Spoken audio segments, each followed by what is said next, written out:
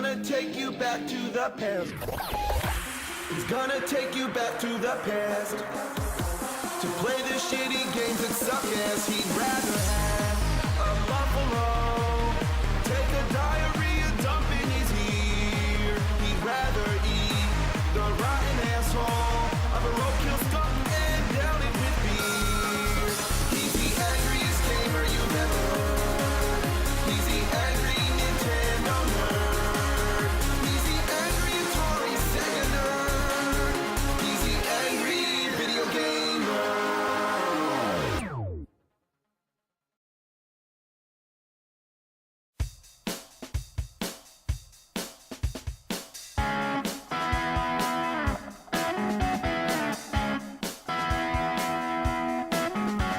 We've only touched upon some of the many classic gaming consoles like the Atari 2600, but now it's time to introduce you to two of its competitors. Feeling down and dirty, feeling kinda mean. Exhibit A, the Intellivision. I've been from one to another extreme. Exhibit B, the ColecoVision. This time I had a good time, ain't got time to wait. Both tried to take down Atari and both had a similar library of games. I wanna stick around till I can't see straight. It's like today, you got all these games, you don't know which way to look. Fill my eyes with that double vision. No disguise for that double vision. Ooh, when it gets through to me, it's always new to me. My double vision's got the best of me. First, we're going to talk about the Intellivision. It was test marketed in 1979, but officially released in 1980. Notice its fine wood texture. Everything back then was made of wood. You know the Stone Age? Well, that was the Wood Age. The Intellivision came from Mattel Electronics. Now you know what else they made? The Power Glove. Now that's a bad sign right there, but it was a great game system for its time. Now, I'm going to whip through a bunch of random games, mostly shitty ones, but I'm going to tell you right now, I have 3 common complaints. Number 1, many of the games are very similar to other games, and often they're blatant copies. Number 2, without instructions, they're difficult to understand how to play. Number 3, the controls suck ass. And in this regard, the main problem is the controllers. Why a numeric keypad? This is a video game controller, not a phone. Then there's 2 little buttons on each side, which are usually the fire buttons. It's awkward to handle. And rather than a joystick or a control pad of some kind, you get this weird disc. Sometimes in the heat of the game, you can actually jam your fingernail on it. It also acts as a button, so in total, that's 17 buttons. And for games this complex, you really need that many. When you pop in a game, the first thing you do is try every button before you figure out which ones do anything. Most of them don't do jack shit, and it's different for each game. That's why many of the games come with overlays. You slide it over the keys, and now you can see what they do. It helps out, but damn, what a shitload of fuck. And the games barely fit in the cartridge slot. It's like trying to stick your dick in a Cheerio. So this is Space Battle. Sounds promising enough, but okay, what's this? None of the buttons do anything but make fart noises. And the overlay has a bunch of Triforces. Is this where they came from? All you gotta do is wait for the squadrons to meet the aliens, and then it brings up the battle screen where you shoot blueberry pancakes. This should be the whole game. Why does this part even exist? Next, I don't know, let's try Mission X. More like Mission Ass. It's a 2D shooter, but it's real hard to shoot things. I mean, you have to be at the exact altitude. 2 rises up and 8 goes down, and the fire buttons are on the side. I mean, that's great, right? Why not spread the buttons out as much as possible? Alright, what's next? How about Utopia? It's kind of a precursor to SimCity. You're basically the god of an island. You build stuff and storms come by and, wow. All I can say is that back in 1981, people had a lot more imagination. Okay, how about He-Man? Oh man, I thought it was gonna be He-Man. So you're flying around in the Wind Raider shooting at stuff.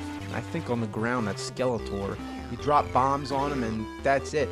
Wait, did I just call that white square a bomb? See, that's using your imagination. Vectron. In the 80s, everything was Tron. Megatron, Voltron, Tron the movie. You get the idea. This is a weird game. The first challenge is to figure out which of these indescribable objects you're controlling. So, guess what? I think you're this green V. You can shoot at stuff, but you can't move. And that's just fantastic, because there's a big gleaming box immediately blocking your path. I'm not gonna lie, I don't get it. Now speaking of Tron, here we have Tron Deadly Discs. You just run around throwing shit at people. Seems like it would be a fun little game, but what ruins it for me is how ass the controls are. Rather than having one simple fire button and aiming with the joypad or disc or whatever, the keypad determines which direction you shoot.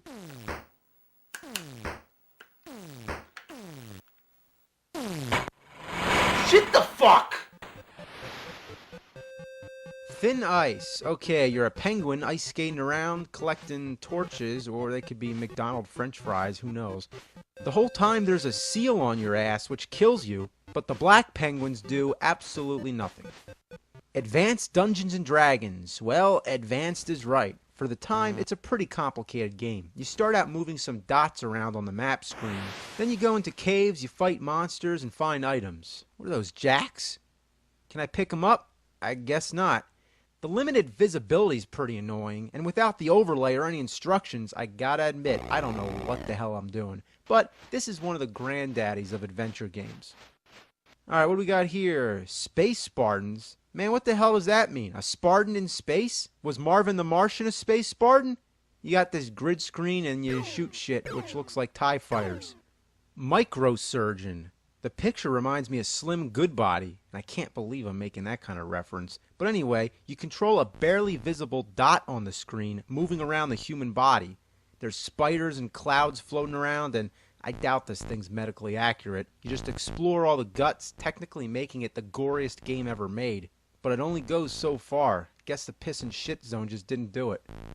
Frog Bog. You're a frog, and the goal is to eat as many flies as you can. It's the same thing as Frogs and Flies on the Atari 2600, but the graphics are way better. On Atari, the flies are just flickering dots. However, it's more fun to play because of its fluid control. It's a fine example of better graphics don't make a better game. Buzz Bombers. Now, this is funny. You kill a bunch of bees with bug spray, but no, you don't use a can of bug spray. You are the can of bug spray.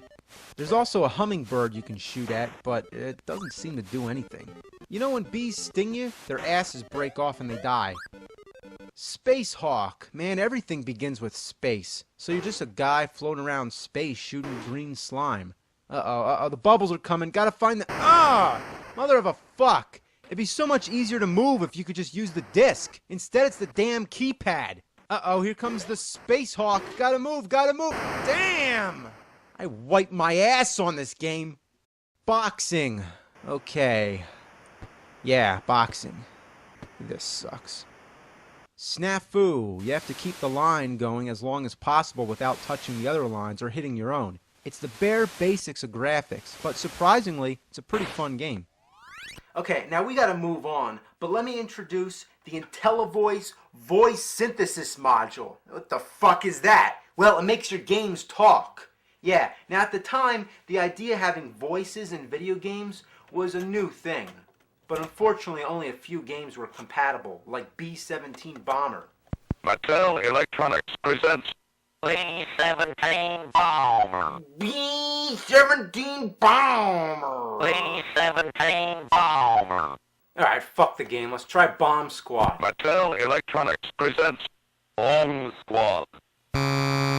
They'll never do it in time. The code, figure out the code.